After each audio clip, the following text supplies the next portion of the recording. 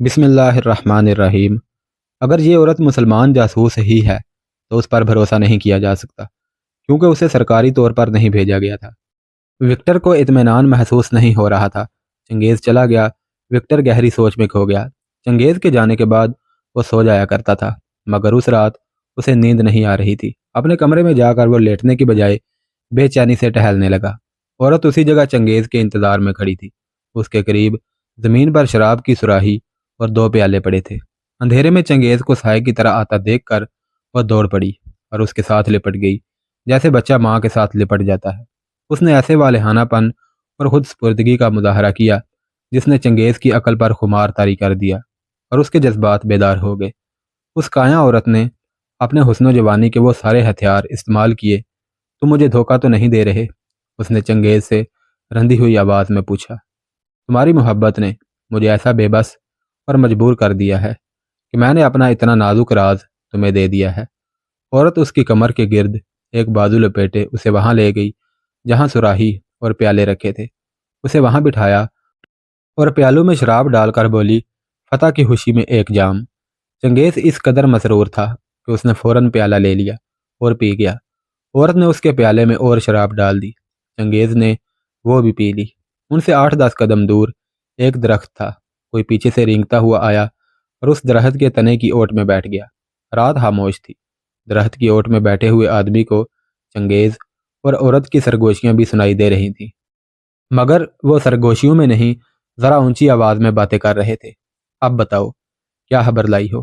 چنگیز نے عورت سے پوچھا۔ ایسی خبر لائی ہوں جو سلطان ایوبی نے کبھی خواب میں بھی نہیں سنی ہوگی، عورت نے کہا۔ میں صلیبیوں کی موت کا پروانہ لائی ہوں۔ اس نے چنگیز کو صلیبیوں کا پلان اور پیش قدمی کا راستہ بتا دیا اور یہ بھی بتایا کہ وہ کہاں حملہ کریں گے۔ اس نے صلیبی فوج کی رست کا راستہ بھی بتایا اور یہ بھی کہ کوچ کب ہوگا۔ ہمیں یہاں سے جلدی نکل جانا چاہیے، چنگیز نے کہا۔ کل رات نکل چلیں؟ نہیں، عورت نے کہا۔ ہمیں جس راز کی ضرورت تھی وہ مل گیا ہے، لیکن میرے دل میں انتقام کی جو آگ بھڑک رہی ہے میں اسے سرد کر کے جاؤں گی۔ صلیبیوں نے اپنی فوج کے لیے بے انداز رست جمع کر لی ہے۔ خیموں اور ہتھیاروں کا کوئی حساب نہیں۔ آتش گیر سیال کے مٹکے بھی ہیں، اناج کے انبار ہیں۔ یہ ذخیرہ دور دور تک پھیلا ہوا ہے، اسے تباہ کرنا کوئی مشکل نہیں۔ پہرے کا اتنا ہی انتظام ہے کہ 7-8 سپاہی رات کو گشت کرتے ہیں۔ مجھے معلوم ہے کہ صلیبیوں نے یہ ذخیرہ 3-4 مہینوں میں جمع کیا ہے۔ اگر ہم نے اسے نظر آتش کر دیا تو ان کا حملہ 3-4 مہینوں کے لیے رک جائے گا۔ اس عرصے میں سلطان صلاح الدین ایوبی اپنی تیاریاں مکمل کر لے گا۔ تم ہرمن کو جانتے ہو، میں نے اس کے دل سے بھی راز نکال لیے ہیں۔ اس نے بتایا ہے کہ سلطان ایوبی نئی بھرتی کر رہا ہے اور اس کی پہلی فوج اپنے ہی بھائیوں کے خلاف لڑ کر اتنا جانی نقصان اٹھا چکی ہے کہ لڑنے کے قابل نہیں رہی۔ یہ بدبخت صلیبی سلطان ایوبی کی اس کمزوری سے فائدہ اٹھانا چاہتے ہیں۔ اس وقت ضرورت یہ ہے کہ صلیبیوں کا کوچ التوا میں ڈالا جائے۔ اس کا واحد ذریعہ اور کمزوری یہ ہے کہ ان کی رست جلا دی جائے۔ ان کے جو ہزاروں گھوڑے ہیں انہیں ہلاک کرنے کا انتظام بھی ہو سکتا ہے۔ رست کو آگ کون لگائے گا؟ چنگیز نے پوچھا۔ یہ تمہیں معلوم ہوگا کہ یہاں تمہارے کتنے آدمی موجود ہیں، عورت نے کہا۔ ان میں چھاپہ مار بھی ہوں گے۔ یہ کام ان کے سپرد کیا جائے۔ یہاں تمہارے کتنے چھاپہ مار موجود ہیں؟ سلطان ایوبی نے حکم دے رکھا ہے کہ دشمن کے مقبوضہ علاقوں میں تباہ کاری نہ کی جائے، کیونکہ چھاپہ مار تو تباہی کرنے کے بعد ادھر ادھر ہو جاتے ہیں، سزا بے گناہ مسلمان باشندوں کو ملتی ہے، چنگیز نے کہا۔ صلیبی ان کے گھروں میں گھس کر ان کی مستورات کو بھی پریشان کرتے ہیں، اس لیے ہم نے چھاپہ ماروں کو واپس بھیج دیا ہے۔ یہاں جاسوس ہیں، وہ تحریب کاری بھی کر سکتے ہیں۔ وہ یہاں کے چند ایک جوانوں کو تیار کر سکتے ہیں۔ انہیں کسی جگہ اکٹھے کرنے کا انتظام ہو سکتا ہے، عورت نے پوچھا، اور چنگیز کے پیالے میں شراب ڈال کر اپنے ہاتھوں پیالہ اس کے منہ کے ساتھ لگا دیا۔ ہم نے ایک مسجد کو خفیہ اڈا بنا رکھا ہے، چنگیز نے شراب کا پیالہ پی کر کہا۔ اس نے مسجد کا محل وقوع بتا دیا اور کہا، اس مسجد کا امام ہماری جماعت کا امیر ہے، بہت قابل اور دلیر انسان ہے۔ میں آج رات ہی اسے بتا دوں گا، وہ کل ان جوانوں کو مسجد میں اکٹھا کر لے گا۔ وہ سب نماز پڑھنے کے بہانے آئیں گے۔ صرف ایک قابل اور دلیر آدمی سے کام نہیں چلے گا، عورت نے کہا۔ امام کے ساتھ تم ہوگے اور 3-4 اور ذہین آدمیوں کا ہونا ضروری ہے تاکہ اس تباہ کاری کا منصوبہ دانش مندی سے بنے۔ یہ ذخیرہ اس وقت تباہ کیا جائے گا جب ہم دونوں یہاں سے نکل جائیں گے، ورنہ شہر کی ناکہ بندی ہو جائے گی۔ صرف امام نہیں، چنگیز نے کہا، یہاں ہمارا ایک سے ایک بڑھ کر قابل آدمی موجود ہے۔ اس نے چند ایک آدمیوں کے نام بتا دیے اور کہا، میں ان سب کو مسجد میں بلا سکتا ہوں۔ یہ عورت چنگیز سے یہی راز لینا چاہتی تھی۔ اس نے اس گروہ کے متعلق کچھ اور باتیں پوچھی جو چنگیز نے بتا دی اور کہا، اس محل میں اکیلا نہیں، میرے ساتھ وکٹر نام کا جو آدمی ہے وہ بھی ہمارے گروہ میں ہے۔ وکٹر بھی؟ عورت نے چونک کر کہا۔ ہاں، چنگیز نے کہا، کیا تم ہماری استادی کی تعریف نہیں کرو گی کہ ہم نے ایک عیسائی کو بھی اپنا جاسوس بنا رکھا ہے؟ عورت کچھ دیر خاموش رہی، پھر بولی، کل دن کو میں تمہارے کمرے میں آؤں گی، مجھے وہاں آنے سے کوئی روک نہیں سکتا۔ عورت جانے کے لیے اٹھی۔ درخت کی اوٹ میں چھپے ہوئے آدمی نے حرکت کی۔ اس نے بیٹھے بیٹھے کمر بند سے خنجر نکالا اور 8-10 قدم کا فاصلہ 2 چھلانگوں میں طے کر کے عورت کو پیچھے سے ایک بازو سے جکڑ لیا۔ اس کا خنجر والا ہاتھ اوپر اٹھا، تیزی سے نیچے آیا اور خنجر عورت کے سینے میں اتر گیا۔ عورت کی ہلکی سی چیخ سنائی دی اور یہ آواز، میرے سینے میں خنجر اتر گیا ہے۔ چنگیز نے خنجر نکالا اور اس آدمی کو للکار کر اس پر حملہ کیا۔ اس آدمی نے گھوم کر عورت کو آگے کر دیا اور کہا، میں وکٹر ہوں چنگیز، اس بدبخت کو زندہ نہیں رہنا چاہیے۔ عورت سسک رہی تھی۔ وکٹر نے اسے پیچھے سے ایک بازو میں دبوچ رکھا تھا۔ تم ذلیل عیسائی، چنگیز شراب کے نشے میں کہہ رہا تھا۔ سانپ کے بچے نکلے۔ وہ گھوم کر اس پر حملہ کرنے لگا۔ وکٹر نے عورت کو آگے کر دیا اور اسے ڈھال بنا کر بولا، ہوش میں آؤ چنگیز، تم نے اسے سب کچھ بتا کر سارا کھیل برباد کر دیا ہے۔ اگر یہ زندہ رہی تو کل ہم سب گرفتار ہو جائیں گے۔ چنگیز بکھرے ہوئے چیتے کی طرح اس کے ارد گرد گھوم اور پھنکار رہا تھا۔ لڑکی ابھی ہوش میں تھی، کراہتے ہوئے بولی، چنگیز، میرے خون کا انتقام تمہارے سر ہے۔ عیسائی ہمارے دوست نہیں ہو سکتے۔ میں اب زندہ نہیں رہوں گی۔ یہ ہمارا نہیں، صلیبیوں کا جاسوس ہے۔ چنگیز نے جست لگا کر وکٹر پر حملہ کیا۔ وکٹر نے بار بار اسے کہا کہ وہ دھوکے میں آ گیا ہے اور اس عورت کو قتل کر کے لاش دور پھینک آئیں گے، مگر چنگیز اب جاسوس نہیں، وہ مرد بن چکا تھا جس کی محبوبہ کو ایک اور مرد نے پکڑ رکھا تھا اور اس کے سینے میں خنجر بھی اتار چکا تھا۔ اس نے سامنے سے عورت کو اتنی زور سے دھکا دیا کہ وکٹر پیچھے کو گرا اور عورت اس کے اوپر گری۔ چنگیز نے وکٹر پر خنجر کا وار کیا۔ وہ ہوشیار اور پھرتیلا تھا، ایک طرف ہو گیا اور اٹھا۔ چنگیز نے اس پر ایک اور وار کیا۔ خنجر اس کے کندھے میں لگا۔ وکٹر نے سنبھل کر جوابی حملہ کیا۔ چنگیز کا بھی زندہ رہنا خطرناک تھا۔ وکٹر کا خنجر چنگیز کے پیٹ میں لگا۔ چنگیز نے خنجر کھا کر وار کیا جو وکٹر کے بازو کو چیر گیا۔ اس نے چنگیز کے سینے میں خنجر مارا۔ چنگیز شراب کے نشے میں پاؤں پر کھڑا رہنے کے قابل نہیں تھا۔ وکٹر نے ایک اور وار اس کے سینے پر ہی کیا اور چنگیز گر پڑا۔ اس نے عورت کے دل پر ہاتھ رکھا۔ دل خاموش تھا، وہ مر چکی تھی۔ چنگیز بھی آخری سانس لے رہا تھا، وہ ہوش میں نہیں تھا۔ وکٹر کے کندھے اور بازو سے خون بہہ رہا تھا۔ اس نے عورت کے کپڑے پھاڑے اور بازو پر باندھ لیے۔ کندھے کے زخم میں کپڑا ٹھونس دیا تاکہ خون بند ہو جائے۔ وہ چل پڑا۔ اس نے رفتار تیز کر لی۔ زخموں پر کپڑا باندھ لینے کے باوجود خون نہ رکا۔ اس نے پرواہ نہ کی اور چلتا گیا۔ وہ ایک گلی میں داخل ہو گیا اور ایک موڑ مڑ کر وہ ایک فراخ گلی میں چلا گیا۔ تریپولی پر گہری نیند طاری تھی۔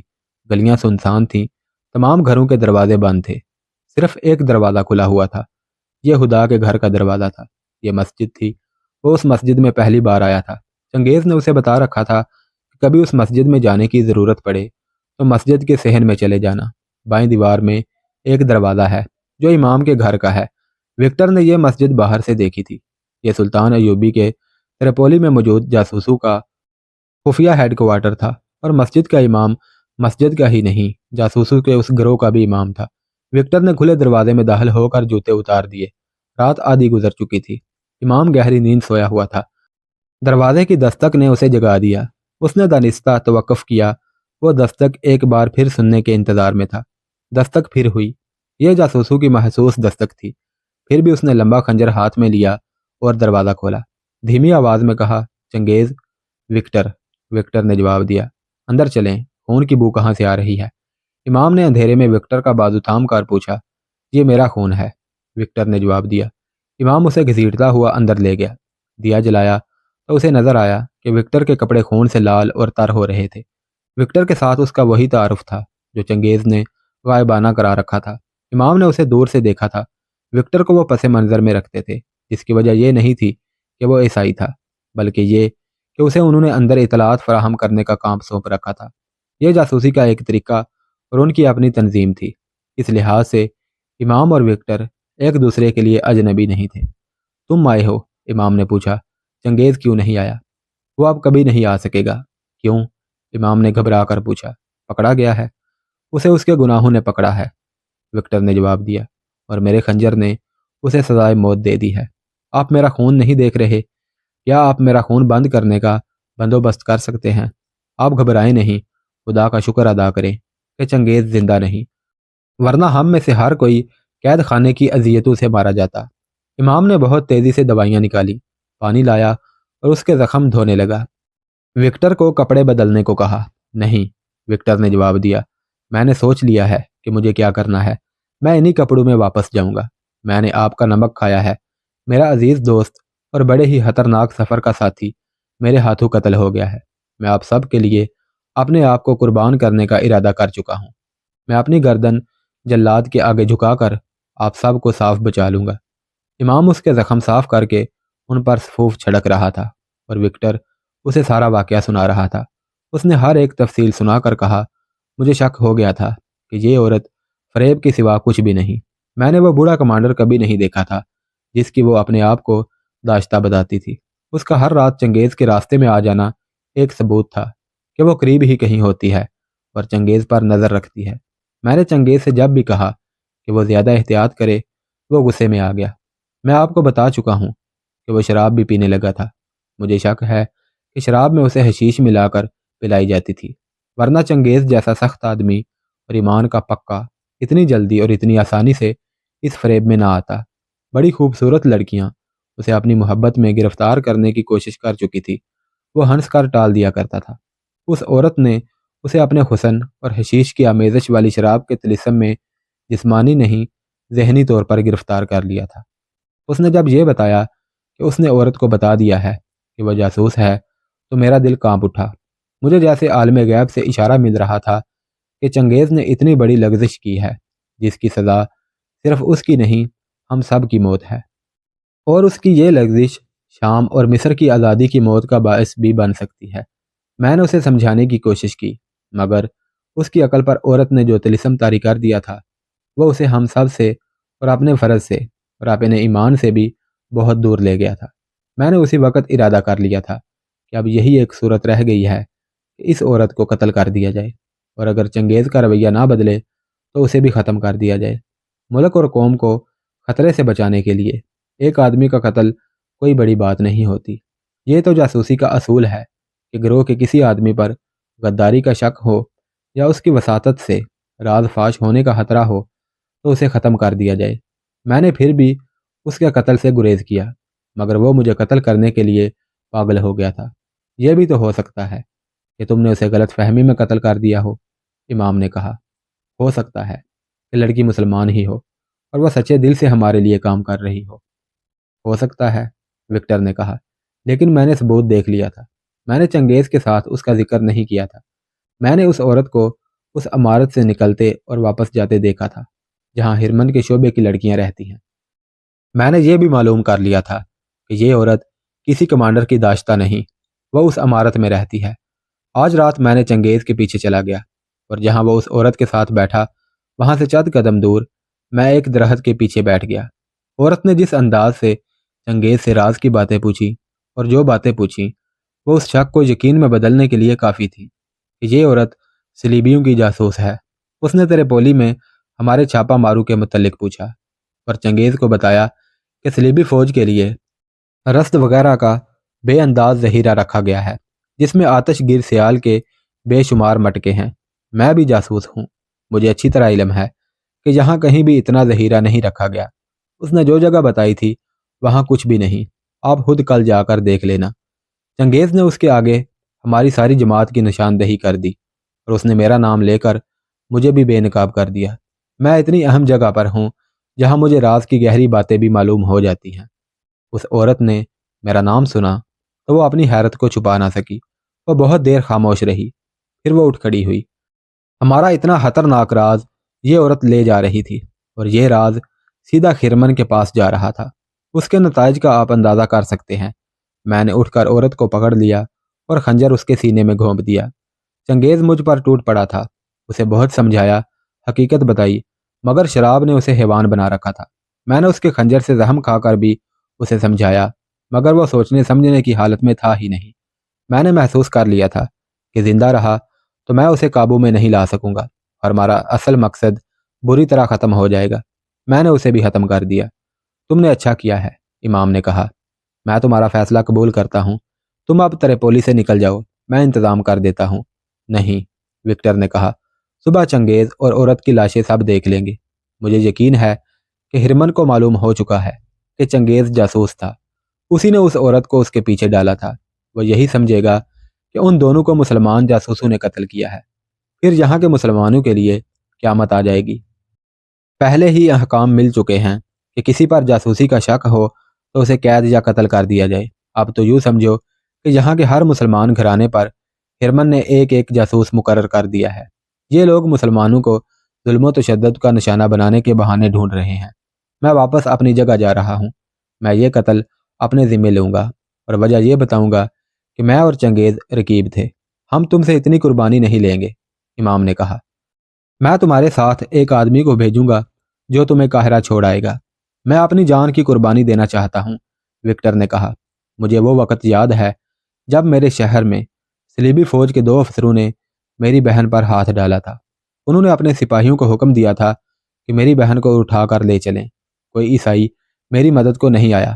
3 مسلمان جوانوں نے ان سپاہیوں کا مقابلہ کیا تھا۔ تینوں زخمی ہو گئے تھے، لیکن انہوں نے میری بہن کو بچا لیا تھا۔ وہ تو بالائی افسر اچھا تھا جس نے میری شکایت سن لی تھی، ورنہ میری بہن بھی نہ رہتی اور تینوں مسلمانوں کو بھی قتل کر دیا جاتا۔ اسی واقعہ نے مجھے مسلمانوں کا جاسوس بنایا تھا۔ میں آپ کی قوم کو اس احسان کا صلہ دینا چاہتا ہوں۔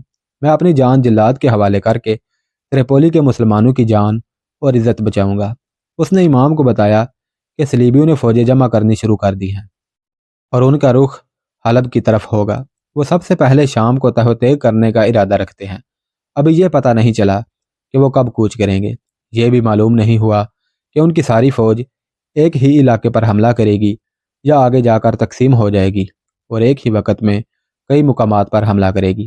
سلطان ایوبی تک یہ اطلاع بہت جلدی پہنچ جانی چاہیے تاکہ وہ مصر میں نہ بیٹھا رہے۔ وکٹر کو جو کچھ معلوم ہو سکا تھا وہ اس نے امام کو بتا دیا۔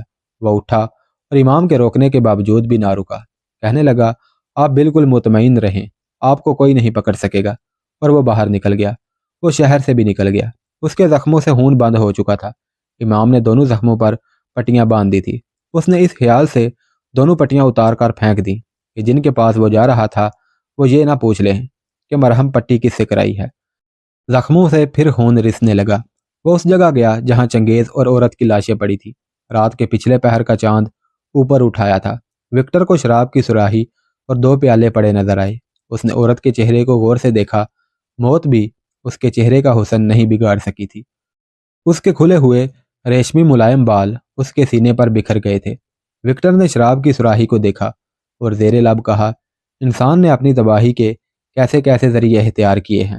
اس نے چنگیز کو دیکھا اور اس کے پاس بیٹھ گیا۔ چنگیز کا جسم برف کی طرح سرد ہو چکا تھا۔ وکٹر نے اس کا ہاتھ اپنے ہاتھ میں لے کر کہا، تم اچھی طرح جانتے تھے کہ عورت مرد کی کتنی بڑی کمزوری ہے، اور شراب نے بادشاہوں کے تہتے الٹ دیے ہیں۔ تم نے اس کمزوری کو اپنے اندر ڈال لیا۔ میں بھی آ رہا ہوں میرے دوست۔ جلاد مجھے جلدی ہی تمہارے پاس پہنچا دے گا۔ ہم ایک ہی منزل کے مسافر ہیں۔ میں آ رہا ہوں دوست، میں آ رہا ہوں۔ وہ اٹھا اور بہت تیز قدم اٹھاتا ہوا اس عمارت کی طرف چل پڑا جس میں افسر رہتے تھے۔ اس کے زخموں سے خون بہہ رہا تھا۔ اس نے نیام سے خنجر نکالا۔ اس پر خون جم گیا تھا۔ اس نے اسے اپنے خون سے تر کیا اور خنجر ہاتھ میں رکھا۔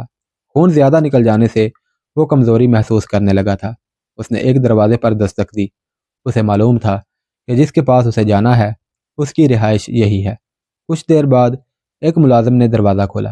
وکٹر نے افسر کا نام لے کر کہا، اسے جگاؤ اور بتاؤ کہ ایک قاتل آیا ہے۔ ملازم اندر کو دوڑا۔ اندر سے گالیوں کی آوازیں سنائی دینے لگیں۔ افسر گالیاں بکتا آیا، دروازے پر آ کر قہر بری آواز میں پوچھا، کون ہو تم؟ کسے قتل کر کے آئے ہو؟ ملازم قندیل اٹھائے دوڑا آیا۔ افسر نے روشنی میں وکٹر کو دیکھ کر پوچھا، تم؟ کس سے لڑائی ہو گئی تھی؟ میں 2 انسانوں کے قتل کا اقبال کرنے آیا ہوں، وکٹر نے کہا، مجھے گرفتار کر لیں۔ افسر نے اس کے منہ پر بڑی زور سے تھپڑ مار کر کہا، قتل کا تمہیں یہی وقت ملا تھا؟ دن کو کیوں نہ قتل کیا؟ میں تمہارے باپ کا نوکر ہوں جو اس وقت تمہیں گرفتار کروں گا؟ اتنی گہری نیند سے مجھے جگا دیا ہے۔ اس نے اپنے ملازم سے کہا، اوئے لے جاؤ اسے، قید خانے میں بند کر دو۔ ملازم وکٹر کو بازو سے پکڑ کر چل پڑا تو افسر نے گرج کر کہا، اوئے رک جاؤ، جنگلی کہیں گے، تم نے یہ بھی نہیں سوچا کہ یہ راستے میں تمہیں بھی قتل کر دے گا؟ اندر لاؤ اسے۔ اس نے کیا ہے؟ میں نے 1 آدمی اور 1 عورت کا قتل کیا ہے جناب، وکٹر نے بلند آواز سے کہا۔ اگر مسلمان قتل کیا ہے تو جاؤ اپنی مرہم پٹی کراؤ۔ تم اسے قتل نہ کرتے تو وہ تمہیں قتل کر دیتا۔ اگر کسی صلیبی کو قتل کیا ہے تو تمہیں بھی قتل ہونا چاہیے۔ اندر آ کر بتاؤ، آپ نے میرے ساتھ ایک بڑا ہی ہوبرو آدمی دیکھا ہوگا، وکٹر نے اندر جا کر کہا۔ اس نے چنگیز کا وہ عیسائی نام بتایا جس سے وہ جانا پہچانا جاتا تھا۔ کہنے لگا، میری دوستی ایک عورت کے ساتھ تھی۔ میرے اس ساتھی نے اس عورت کو ورگلایا اور میرے اور اس کے تعلقات توڑ ڈالے۔ اس عورت کے ساتھ دوستی کر لی اور اسے میری بے عزتی کروائی۔ میں اس عورت کی دوستی سے دستبردار نہیں ہونا چاہتا تھا۔ ان دونوں نے مجھے بہت مشتعل کیا۔ میں نے آج رات انہیں اکٹھے بیٹھے دیکھ لیا۔ میں دراصل انہیں دیکھنے ہی گیا تھا۔ انہیں میں نے ایسی حالت میں دیکھا جو میری برداشت سے باہر تھی۔ میں نے عورت پر حملہ کیا اور اسے خنجر سے مار ڈالا۔ پھر اپنے رقیب کے ساتھ خنجر بازی ہوئی۔ مجھے یہ 2 زخم آئے ہیں، اسے بھی 2 ہی زخم آئے ہیں، مگر مہلک ثابت ہوئے ہیں۔ کہیں بھاگ جانے کے بجائے آپ کے پاس آ گیا ہوں۔ افسر نے کہا، عورت کے لیے قتل ہونا یا قتل کرنا عقل مندی تو نہیں۔ یہ افسر بالکل سنجیدہ نہیں لگتا تھا۔ وہ شاید وکٹر کو چھوڑ دیتا، مگر صبح ہوتے ہی لاشیں دیکھی گئی۔ ہرمن اور اس کے نائب کو پتہ چلا تو دونوں غصے سے پاگل ہونے لگے۔ مقتولہ ان کی بڑی ہی قیمتی اور کارآمد مخبر اور جاسوس تھی، اور چنگیز اس عورت کا شکار تھا جس سے اس گروہ کا سراغ لگانا تھا۔ یہ گروہ محفوظ ہو گیا تھا۔ وکٹر کے زخموں سے خون بہہ رہا تھا۔ کسی نے اس کے مرہم پٹی کی نہ سوچی۔ ہرمن نے اسے پیٹنا شروع کر دیا جس سے وکٹر بے ہوش ہو گیا۔ اس کے بعد وہ کبھی بھی ہوش میں نہ آ سکا۔ دوسرے دن بے ہوشی کی حالت میں اسے جلاد کے حوالے کر دیا گیا۔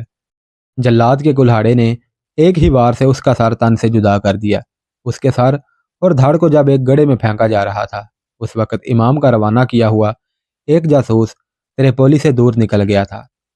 اسے اونٹ پر بھیجا گیا تھا کیونکہ قاہرہ تک کا سفر بڑا ہی لمبا اور بڑا ہی کٹھن تھا جسے صرف اونٹ برداشت کر سکتا تھا۔